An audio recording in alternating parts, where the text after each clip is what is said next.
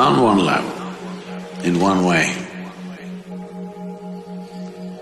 Spiritual process means to become like a mountain, stable, still.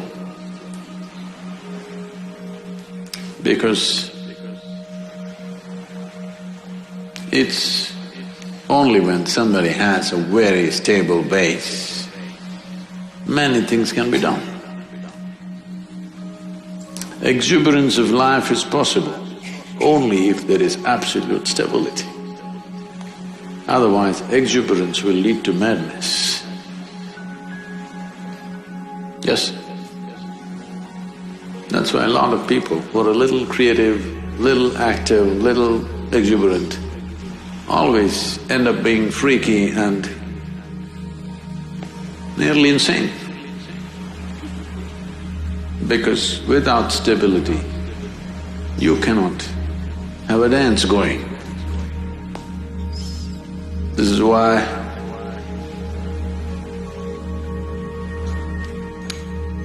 Shiva means stillness, Shiva means dance at the same time. Either you see him sitting absolutely still or you see him in an explosion of dance. Because an explosion is possible only when there is a stable base. An explosion which is not destructive is possible only when there is stability. And stability, people try to become stable by controlling and trimming their lives. This is the way your grandmother would tell you how to be stable. Control yourself, then you will be stable. Yes, if you're dead, you will be stable. Very. I promise you that. So normally, people who talk about stability are all constipated existence. You know what's constipation? That means it happens little by little.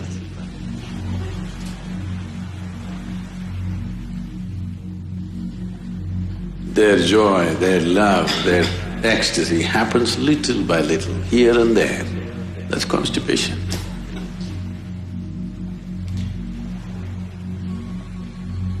So, stability is not because you have trimmed your life down or pruned it down to minimal and you're stable. That's of no consequence. Stability because you see everything utterly clearly. That is why when we say Adiyogi, we're talking about stability, at the same time an exuberant dance. This is possible only because he has more than two eyes, not necessarily three, more than two. That means he sees much more than most people ever see. Because he sees much, much more, able to be stable. If you see only one part of it, you cannot be stable. So the entire effort is to see better. Darshan. Seeing, you know. The entire culture has always been talking about it. You go to temple not for sending petitions, but for darshan, to see better. Fundamentally, why people are not able to see what is there with life is simply because identifications with so many things. Starting with the body, the identifications have gone into so many things. The moment you identify with something, your entire mind understands that it needs to be protected and just works for that. So how do I break my national identity, my religious identity, my racial identity? You don't have to go like this. If you break your identification with your own body, it's gone. Everything is gone because everything is rooted in that. Everything is just an amplification of your identification with the limited boundaries of your own body. The The moment you get identified with this, rest of the identification is only multiplication. And it multiplies pretty rapidly. The more successful you are with whatever you're doing, you will multiply much faster. And you will be able to see less and less as your identities grow, the drama, the psychological drama raises in crescendo, won't allow you to see anything, your own thoughts and emotions will drown you. Unfortunately, the world has been constantly pushing people to believe that what's happening in your mind is very important.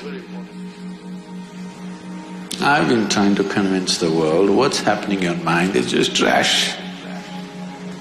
No, Sadhguru, I'm thinking about God, that is also trash.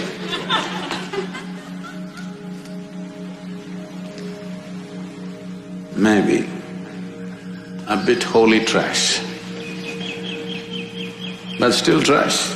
Because in your mind, God cannot come, devil cannot come, angels cannot come, only thoughts come. It's a fool who identifies one thought as sacred, another thought as something else. Thought means something that's not real right now. Thought means old garbage is festering in your mind. You need to think to survive about this and that. But you don't need to think to explore something new. You don't need to think to become enlightened. Because what will you think? You will only think the past data which is in your head, in many different ways maybe. How many varieties of expressions your rubbish finds is of no value to life. Maybe socially there is some value. In some places when I go internationally, people are saying, he's a thought leader. I say, oh.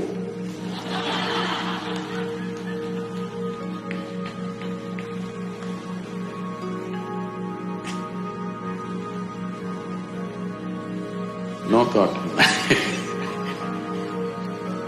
So seeing clearly, seeing everything, that your vision is not obstructed by yourself. If this one thing happens, stability will happen. Exuberance, you don't have to worry because that's the nature of life itself. Everything is exuberant. Stability it takes to allow exuberance to happen. Otherwise, you keep curtailing your exuberance because it hurts when it's out of balance.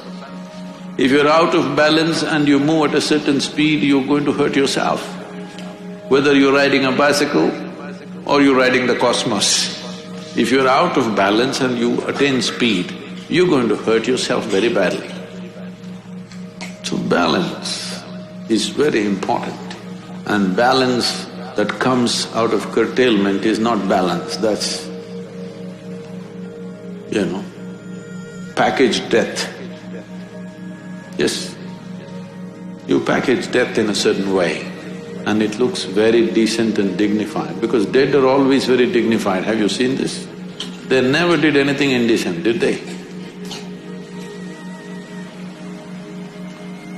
So essentially, everything is rooted in the clarity of vision, and that'll not come unless there's some distance between what is me and what is my body.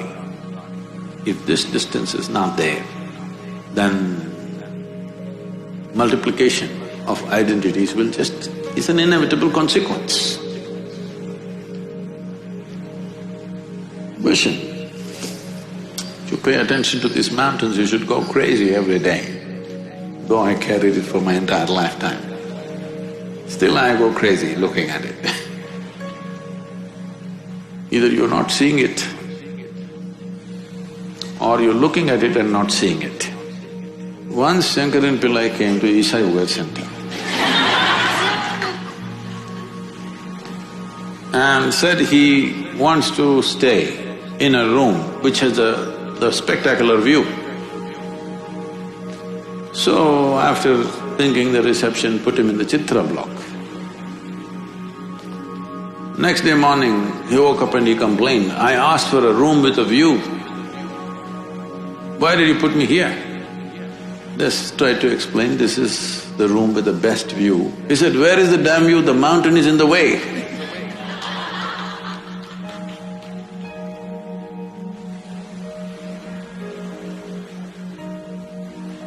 Mountain never gets in the way, it's just you. To look beyond yourself, that's all there is.